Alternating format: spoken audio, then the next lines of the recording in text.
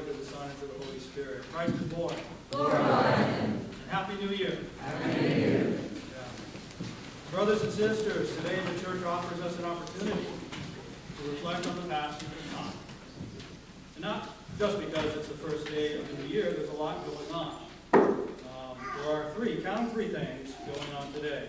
Today we anticipate the next great feast, for this is the Sunday before the Theophany, when our Lord as an adult will come to John to be baptized. And then, in the gospel reading, we had a bit of a time warp. We went back to Jesus as an 8-day-old child, as he condescends to bring himself to his circumcision as an infant. So that's two. The third is we also remember St. Basil. St. Basil the Great, one of the great champions of the faith, who lived more than 16 centuries ago, but who is present with us even today. And the fourth thing is that it's New Year's Day. It's completely separate from the liturgical and festal cycles of the church, but it's a providential coincidence.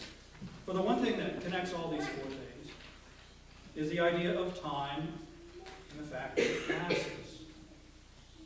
This is not a sermon encouraging New Year's resolutions. There is nothing wrong with resolving to stay fit or to eat more healthy foods. Our family vacation on the Outer Banks last week, and on the way up, I saw a roadside restaurant with a sign that said, "Eat more barbecue in 2017." And that's my kind of resolution. And the problem with New Year's resolutions is that usually it's all about us. I'm going to lose weight.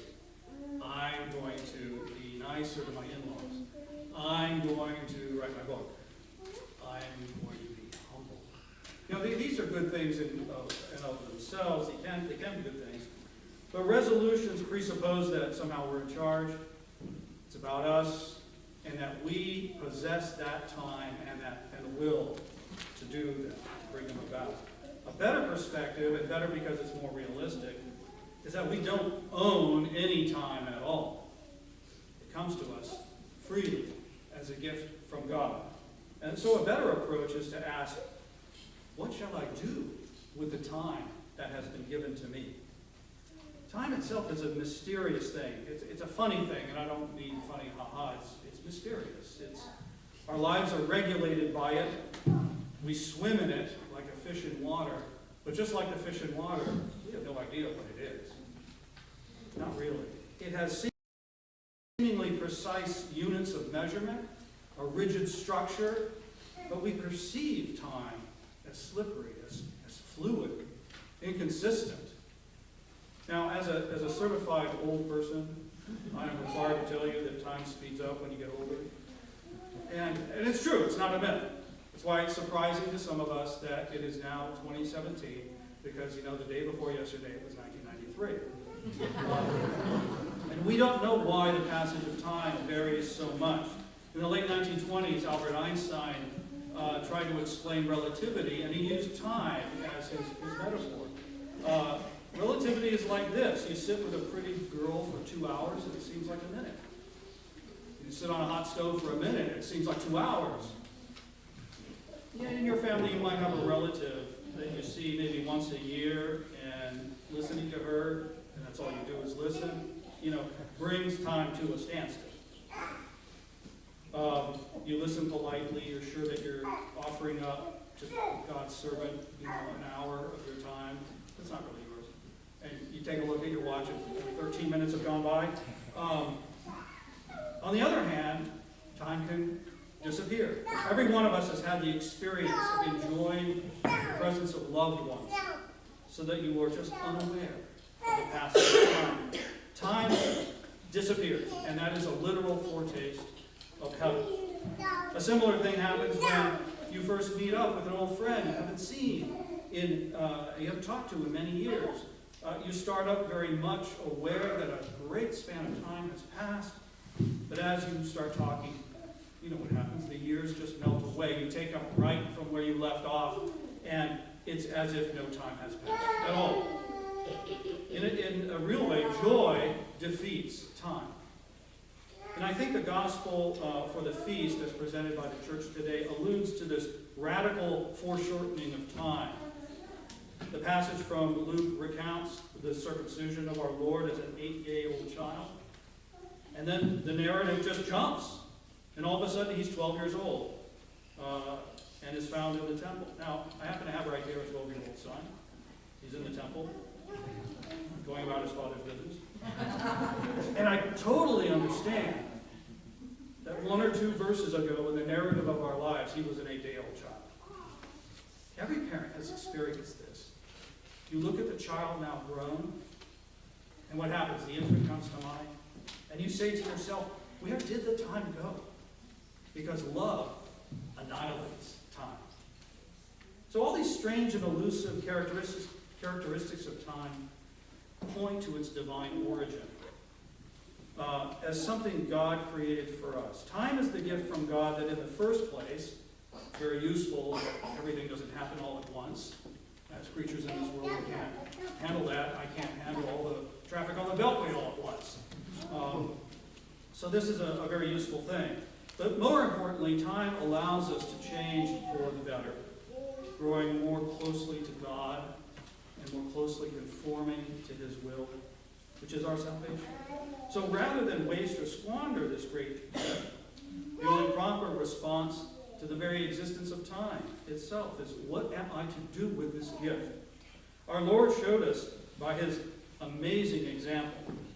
As a Jewish male infant, He condescends as the Creator to undergo the knife. And without getting into graphic description of what circumcision entails, you don't have an icon of it. This is the first shedding of His blood. In His amazing humility, He does this both to prefigure His passion, the shedding of His blood before His death, and to do what was required of Him under the law, thereby encouraging us, each in our own time, in the time given us, to do what is required, and keeping in mind our own death when our time runs out. In the fullness of time, when our Lord is 12 years old, He comes to His Father's house and shows He is doing His Father's business. Likewise, in the time granted to us, our Lord wants each of us to come to our Father's house and always to do His will. On this Sunday before the Theophany, our Lord as an adult prepares to begin His ministry by being baptized. When He will hear the Father say of Him, "This is my Son, in whom I am well pleased." Likewise, in the time allotted us, let us prepare for works that are pleasing to the Father. Right before the Divine Liturgy begins, the deacon, that would be me most of the time, speaking on your behalf, on behalf of the people of God, says to the priest, it is time for the Lord to act. And this is more than, hey, time to begin the service. The word, the Greek word used, kairos, doesn't mean chronos, doesn't mean chronological time. It means the fullness of time, the turning point, the decisive moment when everything happens. And the Lord does act in time. And almost always, He does so through us. On this feast of St. Basil the Great, we remember a saint who lived in decisive times, even times of crisis.